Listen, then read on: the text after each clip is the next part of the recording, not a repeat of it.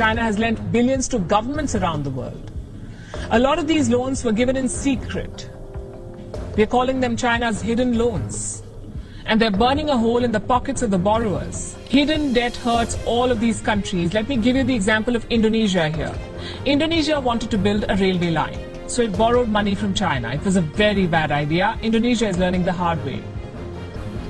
It took $4.5 billion from China for this railway line. The project was launched in 2015. 6 years later, the cost of the project has shot up to well over $8 billion, from $4.5 to $8 billion, almost double of what was initially agreed. Now, what do? You cannot abandon the project midway. So Indonesia is dipping into its own state budget to pay for this railway line. Cuman pemberi pinjamannya itu BUMN Cina atau perusahaan swasta Cina. Ya, jadi harusnya sih harus masuk di dalam data utang piutang kita. Pertanyaannya, banyak dari angka-angka ini tidak tercatat sebagai utang negara. Jadi kalau kita tambahkan ke utang negara yang sudah banyak sekali, itu utang negara kita makin besar dan tidak terkendali.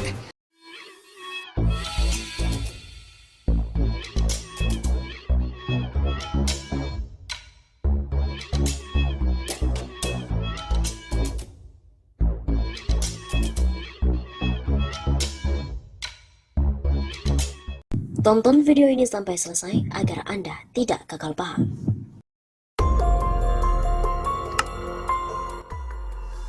Terungkap, Cina sengaja beri utang besar agar Indonesia tidak mampu bayar sehingga bisa dimiliki asetnya. Lembaga riset iData membeberkan negara-negara yang memiliki utang tersembunyi kepada Cina dan ternyata Indonesia masuk ke dalam daftarnya. Besarannya pun juga fantastis, mencapai 17,28 miliar dolar Amerika atau setara dengan 266 triliun rupiah.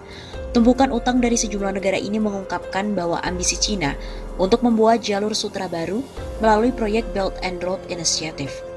Dalam hasil riset data yang dirilis akhir September, nama Indonesia termasuk ke dalamnya. Indonesia juga disebut memiliki utang tersembunyi kepada Cina sebesar 266 triliun rupiah atau setara dengan 1,6% dari produk domestik bruto Indonesia.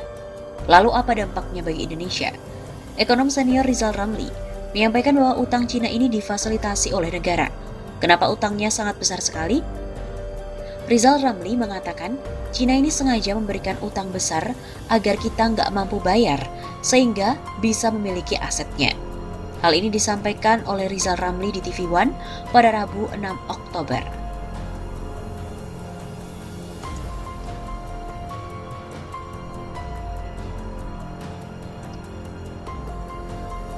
Di luar utang tersembunyi ini, Indonesia ternyata juga menerima pinjaman yang setara 4,42 miliar dolar Amerika atau setara dengan 63 triliun rupiah pada periode yang sama melalui skema Official Development Assistance.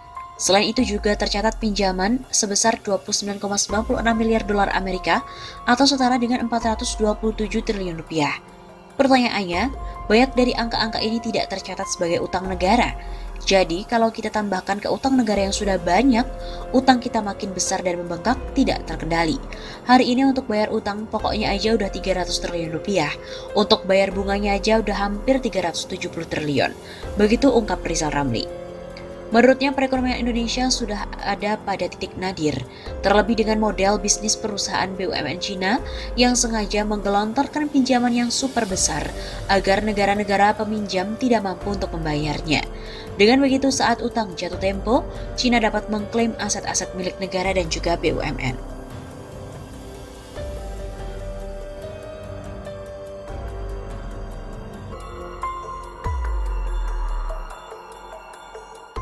Saat ini sudah 6.625 triliun rupiah utang Indonesia, diprediksi akan naik lagi 41%.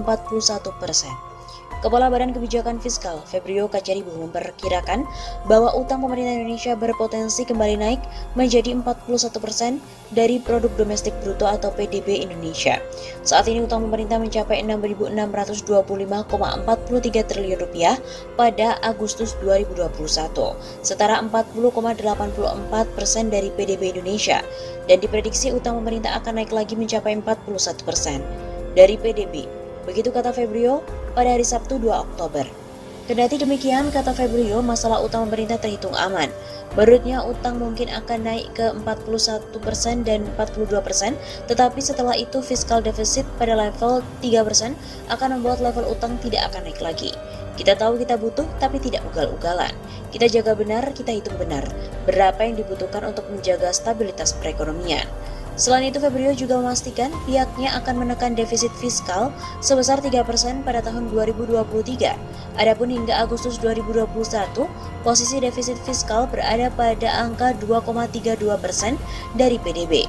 Sementara itu, lanjut Febrio, pemerintah juga tetap menerapkan PPKM dan juga protokol kesehatan yang ketat sehingga penanganan penyebaran virus COVID-19 dapat ditangani dengan cepat dan perekonomian bisa cepat pulih kembali. Mulai dari pemerintah, aparat, sampai dengan masyarakat bahu-membahu menurunkan COVID-19 sangat cepat dan ini luar biasa pencapaian yang kita dapatkan sebagai bangsa. Banyak negara yang belum bisa, begitu ujarnya.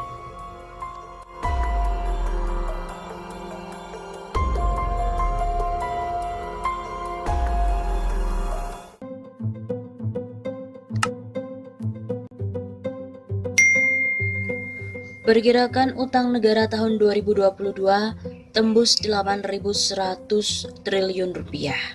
Apakah masih ada harapan terlepas dari jeratan tersebut? Utang pemerintah Presiden Joko Widodo pada awal masa jabatannya, yakni tahun 2014 sudah berada di kisaran 2.600 triliun rupiah. Mantan Sekretaris Kementerian BUMN Said Didu menyampaikan, di tahun 2021 atau pada periode kedua Jokowi menjabat, diperkirakan hutang negara pada posisi 7.200 triliun rupiah. Kemudian di tahun 2022 diperkirakan menjadi sekitar 8.100 triliun rupiah dan akan terus bertambah. Lalu apakah masih ada harapan terlepas dari jeratan hutang itu? Tanya Said Didu melalui pernyataan terbukanya di Twitter pada Kamis 19 Agustus. Dikutip dari APBN kita yang secara rutin dirilis oleh Kementerian Keuangan, posisi hutang pemerintah Indonesia per akhir April 2021 kemarin tercatat sebesar 6.527,29 triliun rupiah. Dari total utang pemerintah Indonesia sebesar 6.527,29 triliun rupiah itu paling besar dikontribusi dari utang yang diperoleh dari penerbitan surat berharga negara atau SBN sebesar 5.661,54 triliun rupiah atau sebesar 86,74% dari total utang pemerintah. Sementara utang pemerintah dari pinjaman yang meliputi pinjaman bilateral, pinjaman multilateral, commercial banks dan juga supplier. Total pinjaman pemerintah Indonesia non-SBN itu per akhir April 2021 sebesar 865,74 triliun rupiah atau sebesar 13,26% dari total utang pemerintah saat ini. Terdiri dari pinjaman dalam negeri sebesar 12,32 triliun rupiah dan yang kedua yakni pinjaman luar negeri sebesar 853,42 triliun rupiah. Belum lagi Bank Dunia atau World Bank baru saja menyetujui pinjaman yang baru sebesar 500 juta dolar Amerika Serikat yang diajukan oleh pemerintah Indonesia. Utang baru tersebut dipakai untuk memperkuat sistem kesehatan nasional. Pada 10 Juli 2021 lalu, Bank Dunia hanya menyetujui utang baru yang diajukan pemerintah Indonesia sebesar 400 juta dolar Amerika Serikat. Sehingga total utang baru yang ditarik Indonesia selama bulan Juni 2021 yakni sudah mencapai sebesar 900 juta dolar Amerika Serikat atau setara dengan 13,04 triliun rupiah jika dikurskan dengan kurs 14.480 rupiah.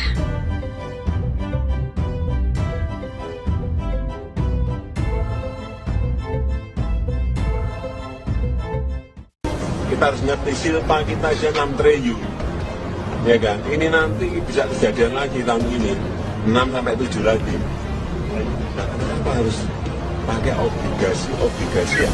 Jadi bukan penghematan ya Pak, tapi tidak terserap. Ya tidak terserap itu. Dan jangka pendek itu di bawah 1 tahun ya. Jadi itu terus akumulatif meningkat, berarti tidak pernah lunas itu utang sebelumnya. Jadi roll over terus, Pak. Oke. Sangat bahaya. Siapa yang harus kita minta bertanggung jawab di dalam masalah ini? Kenapa ada utang itu terus meningkat dan itu jangka pendek?